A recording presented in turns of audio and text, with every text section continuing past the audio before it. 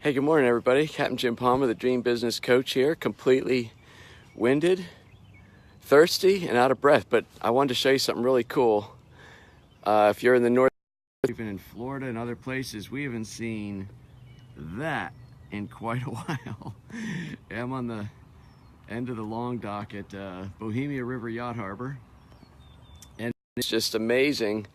After we've been in the clouds in the sun for so long, literally for what, 5-7 days, something like that. And let me get out of the sun. Maybe that'll be better. But so I think it was last Saturday. Good morning, Jim Bond. Last Saturday I did a Facebook Live, and I talked about not waiting and regret tastes like crap and all kinds of messages. Gosh, that sun is hot. Here I am, happy to see the sun. All right, let me stand behind this pylon here. And I didn't bring my selfie stick because, well, let me address one thing. Why the heck am I sweating and out of breath this early in the morning? Because there's a rumor going around that I'm about to turn 60. This guy is about to turn, look at that, I am dying. This guy's about to turn 60. And I'm not in bad shape, but I could be in better shape.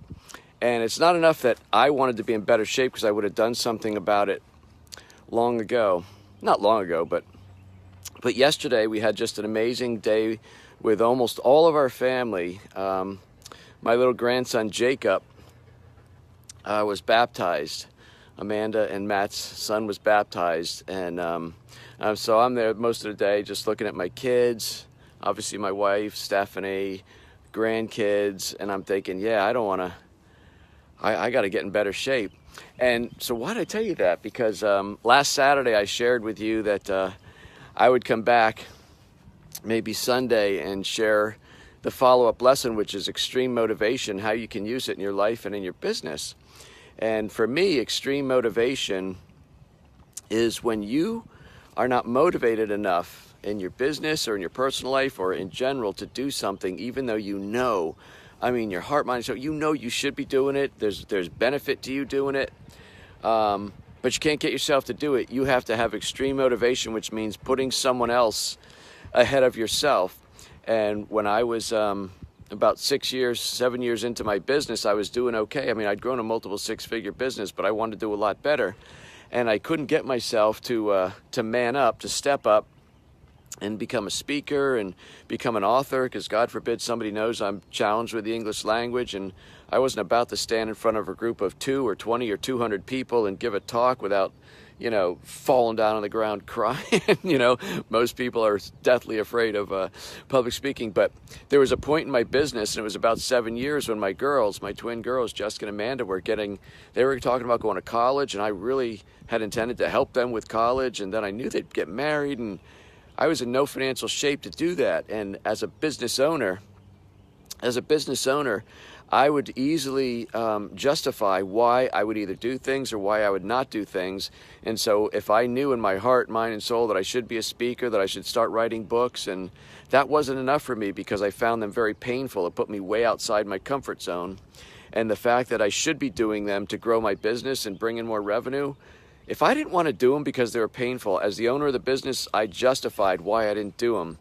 But the extreme motivation is I care about things, and I care about people more than I care about myself. So in this case, my family, I didn't want to let my girls down. I didn't want to be the kind of dad who wasn't going to be able to step up and man up and take care of my duties as a father. And that bothered me no end. And I went and I kicked fear to the ground. Turns out I became a pretty darn good public speaker. I've now written 12 books, and I did all of that not because I wanted to have a larger business and more revenue. I did that because I didn't want to let my family down. And that's what I'm talking about, extreme motivation. And so for a while, Steph's saying, Jim, you got to get up and go do some exercising. And I'm like, yeah, I know. I'm always in pretty good shape. But yesterday it just kicked in for me, and I'm just watching little Jacob get baptized, and Lucy and Nathan came down, Jessica and Jamie and the kids came down, and it was really an amazing day. And I'm thinking, in a couple of weeks they're coming back. they're driving back and they're going to help me celebrate 60, which I think, again, is a rumor. I think they're having my 60th birthday because they don't know if I'll be around in a couple of years when I really turn 60. Now, I am turning 60. Is it bothering me? No. Yeah, a little bit. I don't know. Something about the 50s. Something about when you're 50 and then halfway 55, and then I was 57, 58, and I'm still 59. I'm like, okay, 50 is not too bad, but something about turning 60 is just rubbing me the wrong way. Even though I'm very young and immature at heart, I'm going to be 60 years old, so it's obviously bothering me. But I just walked, so I got up, I took Blue for his morning walk, and then I put him back because walking him would be crawling for me. So I'm without Blue, but I came out here and I pounded out 3 miles. Not too shabby. And so I want you to think about in your business, if there's something you should be doing, and you know what it is, you should be doing it. Where's the camera? Right there. You know you should be stepping up. For heaven's sakes, you should be doing it for yourself, and you should be doing it for your business and everything else. But if that's not enough motivation to get you to step up, then do it for your family. Find something that you care about more than yourself. A lot of people go right to family. Stephanie and I also happen to support a lot of charities. And I think the more success that I'm able to have, the more we give. And I think that's a really good thing. I know, Jim, 60, right? It's hard to believe. But I'm still kicking. I've had cancer a couple times and technically pre-diabetic. I've got my issues. And I thought, you know what? I got to get my ass out of bed, pardon my French, and start working out. So that's what I'm doing starting today. And just of all days when I got out of bed, there's the sun shining. So that made it a good day. But if you've been holding off doing things in your business, and I don't know, listen, your fears are my fears. I guarantee you're afraid to write a book. You're afraid to give a speech. You're afraid to spend money on your business. You're afraid to join a mastermind where you're going to be perceived as not the smartest guy who's going to be called guy or gal. You're afraid to invest money with a coach because what if it doesn't work? And what if they tell me to do something I don't want to do? All these reasons, you can't fool me because I am you. You and I are exactly the same, Mr. and Mrs. Entrepreneur. And until you get extreme motivation, you're not going to do it. I know for a fact, and I've met people in the last several months that should be coaching with me because I know I can help them grow their business. And for whatever reasons, their own personal reasons, they're not stepping up. And to me, it's like, okay, that's fine, but sooner or later, if you would recognize that stepping up and either working with me or somebody else or joining another mastermind or coming to a conference is going to actually accelerate the growth of your business, for heaven's sakes, I don't understand why you don't do that, because long after the investment's done, the healthier business with the higher revenue keeps going, right? So eventually you're going to have to get some extreme motivation of your own.